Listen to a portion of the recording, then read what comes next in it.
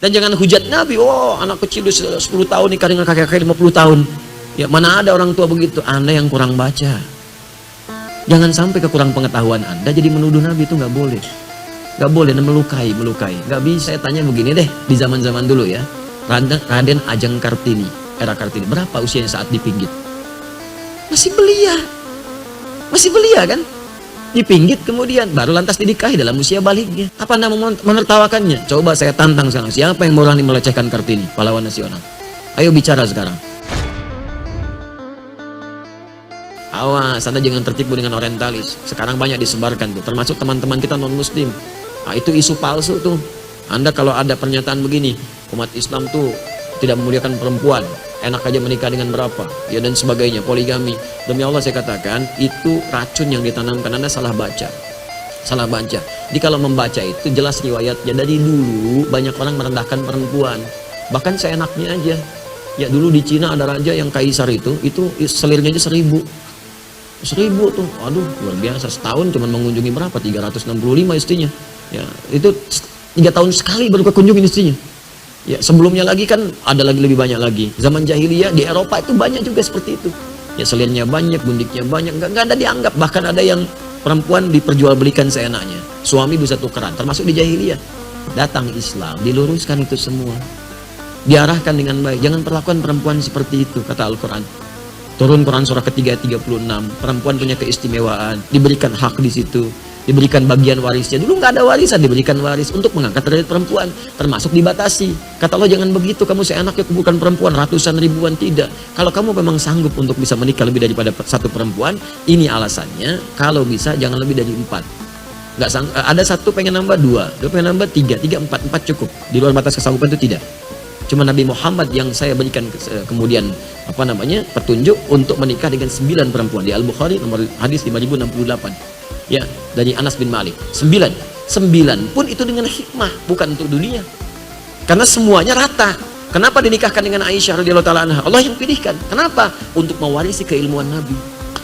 Makanya dari Sayyidah Aisyah nggak ada keturunan. Dan jangan hujat Nabi, oh anak kecil 10 tahun nikah dengan kakek-kakek 50 tahun. Ya mana ada orang tua begitu, Anda yang kurang baca. Jangan sampai kekurang pengetahuan Anda jadi menuduh Nabi, itu nggak boleh. Nggak boleh, dan melukai, nggak bisa. Jangan dibaca konteks dulu dengan sekarang. Orang dulu itu beda dengan kita sekarang. Mereka udah terbiasa menikah dengan usia yang muda. Abdullah bin Amr bin As itu nikah usianya berapa tahun? Itu beda usia dengan bapaknya 11 tahun. Ya, bapaknya itu 23 tahun. Anak 9 tahun udah minta nikah, bapaknya nikah usia 11 tahun. Ada yang mengatakan 10 tahun, ada yang mengatakan 13 tahun. Masih itu biasa menikah dalam keadaan muda. Saya baru dari Paris kemarin. Paris, lampu merah sono dikit. Ya. Itu Louis menikah dengan Maria Antoinette usia berapa tahun? 13 tahun. Itu di Eropa. Itu biasa. Saya tanya begini deh, di zaman-zaman dulu ya. Raden Ajeng Kartini, era Kartini, berapa usianya saat dipinggit? Masih belia kan? Dipinggit kemudian baru lantas dinikahi dalam usia baliknya. Ya, mengandung, melahirkan, meninggal dunia. Itu kan usia yang sangat muda. Apa Anda menertawakannya? Coba saya tantang sekarang, siapa yang berani melecehkan Kartini, pahlawan nasional? Ayo bicara sekarang. Anda akan dihukum, banyak orang menyoal pahlawan nasional. Sekarang manusia biasa saja Anda tidak bincangkan karena takut dengan manusia. Kenapa Anda berani kemudian menyoal Rasulullah SAW dengan Sayyidah Aisyah? Anda siapa? Kalau nggak paham ilmu jangan bicara. Kalau nggak paham ilmunya belajar dulu, takut khawatir salah ucap. Karena itu jangan sembarangan mengatakan sesuatu.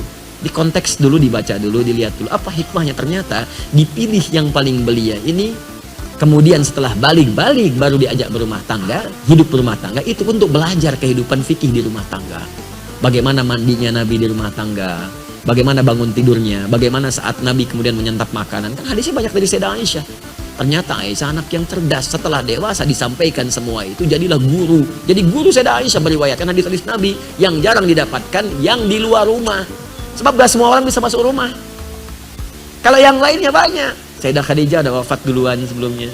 Ya, Zainab meriwayatkan yang sedikit-sedikit, tampilan yang khusus. Saudah binti Zam'ah saat Anda jadi nenek-nenek dewasa seperti apa berbakti pada suami. Kalau suami masih ada di situ. Jangan sampai canda hilang. Ya, Saudah binti Zam'ah itu sudah sepuh, Nabi menikah tapi masih bisa bermain canda dengan Nabi. pulang masak, senang masak beliau, bikin adonan. Oleh Nabi diambil adonan, dicolekkan di keningnya, tertawa bersama. Masih kakek nenek pun masih bisa bercanda, langgeng kehidupan cintanya. Contoh, dia ada contoh kalau istri Anda masih belia, bagaimana membahagiakannya. Contoh istri Anda sepadan, bagaimana membahagiakannya. Contoh kalau sudah sepuh, bagaimana membahagiakannya. Contoh model, karena Nabi diutus jadi model. Anda diutus, model dunianya nggak laku.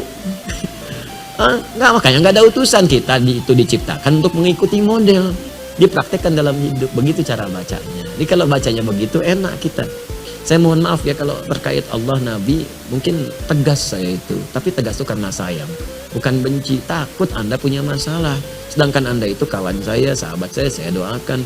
Kan paling nggak enak berpisah dengan sahabat kita. Atau ada orang dibenci Nabi, kita paling nggak enak. Karena itu kalau masalah dengan Nabi, saya tegas gitu. Tapi ketegasan itu sebagai cinta, bukan radikal. Bukan radikal. Ini saksi antum nih. Tunjukkan pada saya radikal saya di mana. Nanti saya perbaiki. Kan kita memperbaiki diri setiap hari. Mungkin ada yang salah itu pasti, tapi di balik yang salah kita bertobat. Tunjukkanlah kalau ada yang kurang baik, tunjukkan supaya saya perbaiki. Ya, alhamdulillah, mudah-mudahan Allah berikan kebaikan.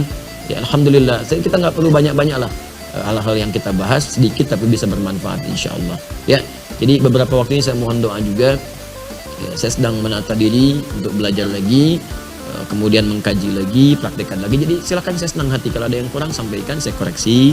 Kalau ada praktek yang kurang tepat, sampaikan, saya perbaiki. Jadi kita bisa berbuat lebih baik lagi insya Allah.